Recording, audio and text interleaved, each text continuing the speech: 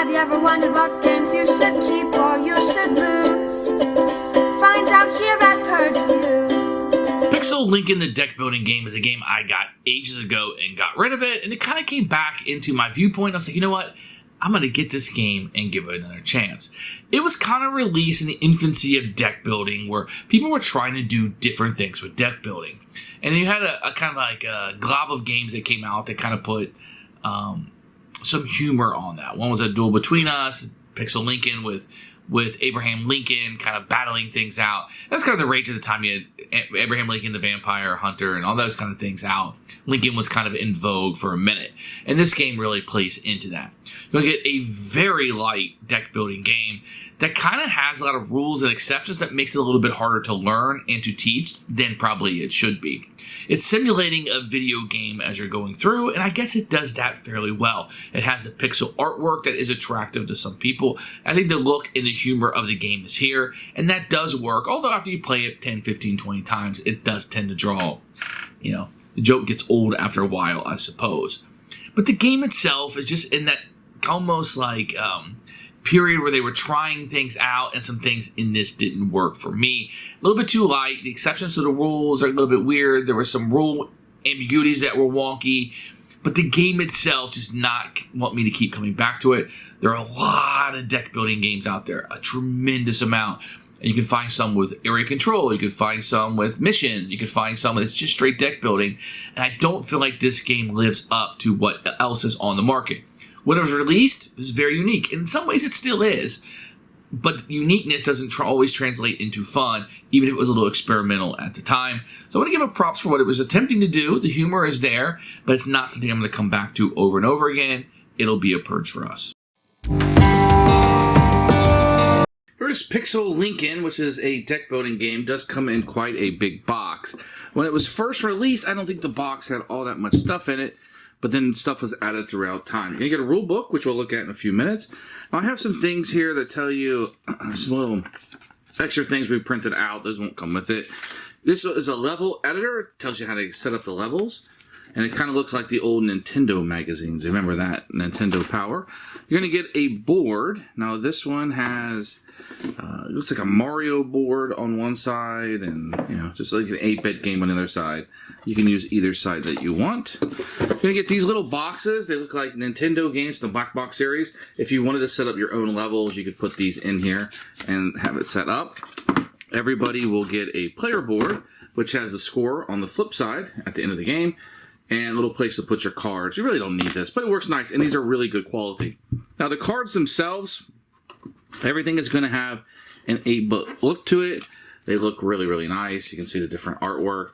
The starting cards that you can have, or he's throwing his beard. You can have power and money. That's going to be the 2 currency in the game. And then sometimes in a little small print, you have power over here. This will be your victory points. Everything is very easy to see. It has that 8-bit look to it. You're going to get some nice Lincoln meeples in here.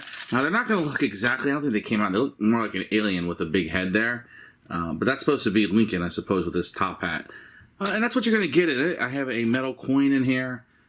First player, I guess. And you have a bunch of dividers and cards in here. Everything is good quality. The quality is here. It's an older game, I think, from 2013, but it holds up well. Here's the rule book for Pixel Lincoln. You can see it has some artwork from the front of it. It's going to have a lot of text, a whole lot of pictures in it. Here's components with no pictures, setup of the levels, and difficulty if you want to play through that. Then you can start having some color with pictures and stuff. You can see charts here that's showing you what things are, and it goes through. This is the game right here. These are the 3 steps: the ambush, explore, and discard. And then they'll kind of go into more detail what jumping and movement means. You can see the pictures showing you where the cards are. It's very, very good. And how to defeat enemies. That's really all of the rules. You're done, kind of. After this, it kind of goes into maybe some more specific things like a card, icon means this, etc. How to deal with checkpoints, and then how to end the game and win and score. And then the rest of it is just solo play, some special things to Kickstarter backers, little things like losing a life and clearing. Some clarifications here, but for the most part, the rules are very easy, very simple. Maybe you need 20 minutes or less, 15 minutes to read through this, and you'll be up and playing in no time. It's a silly game. We didn't have a lot of questions when we were playing. I think the rulebook did a good job. So this overview is going to be just a quick overview. I'm not going to teach you every rule in the game, but it's going to kind of show you what the game looks like and what it feels like. This is going to be your player board. So cards that go in here are like enemies that you're able to defeat. So if you were able to defeat an enemy card, it would go into your score pile, and you score the victory points listed on it. This is where your deck will be. If you equip the card, i.e. use it, it will go here. If you use it to spend as money, it will go here. Then they will both come off into a discard pile here, and you'll be drawing from your player cards. When the game is over, you'll get rid of your cards, you'll flip this over, and you can use this to track the points that you're going to have to see who scored the most. And every player will have their own scoreboard that they'll be tracking on as the game goes. So that's how you utilize the player aids. This is the board you'll be playing on, and as you move, you'll be moving this way to the right as you're going through the game until you get to the level deck area. There will be cards here as you progress. I'm not going to go in a little bit too much on how to set up the levels, but just know that there are difficulties by having harder cards in the levels that you're going to have.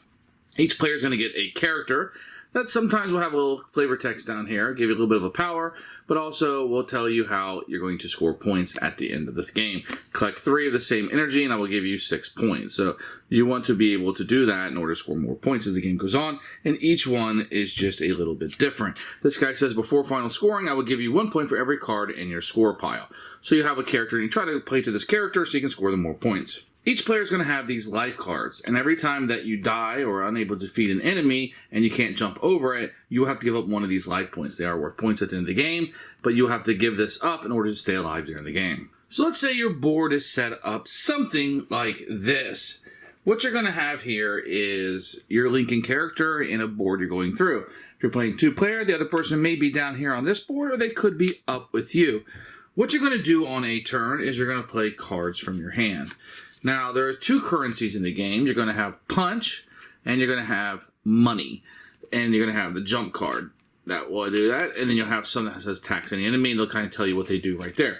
So let me give you an example. If you come up across a card that's an item card, and you want to add it to your deck, just like a deck builder, you have to pay the coinage at the bottom.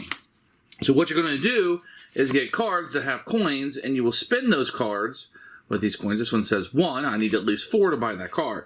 If I cannot, I can just play the card and jump over it.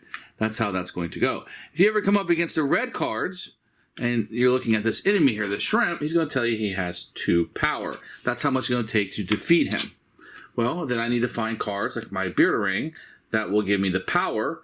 I need to have 2 power. If I'm able to discard 2 power, this guy will come off the board and go into my scoring pile. If there's ever an empty spot, you just move forward. And if you get to the back of this, and let's say this guy was right here, then you would scroll. These would come off the board. He would come all the way back.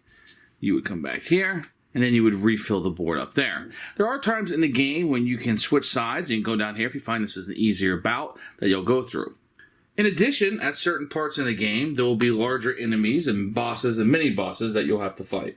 But as a quick overview, what you're going to be doing, if you ever start your turn out in front of one of these guys, you definitely have to fight them. It's called an ambush. You have to fight them immediately. But just moving around, you'll either be purchasing cards to add to your deck to make you stronger using the coinage, or you'll be fighting using the power. And sometimes your cards will have powers on it you can utilize to make Lincoln go down the board quicker and accomplish your goals. Whoever has the most victory points, which are printed at the bottom of the game, keep in mind, some of them will give you negative points, is the winner of the game. Who should buy this game? Fans of deck building games, you want a lighter one. You like the video game motif that's on this. If you find humor in the Abraham Lincoln, Pixel Lincoln kind of thing, if you like all of that package, I think you might like this game a little bit more. If those are things that maybe don't pull you in, then I think there are a lot better options for deck building games. But this is a lighter one, has the humor, has the video game aspect to it. I think some people are really going to like that. Purge for us.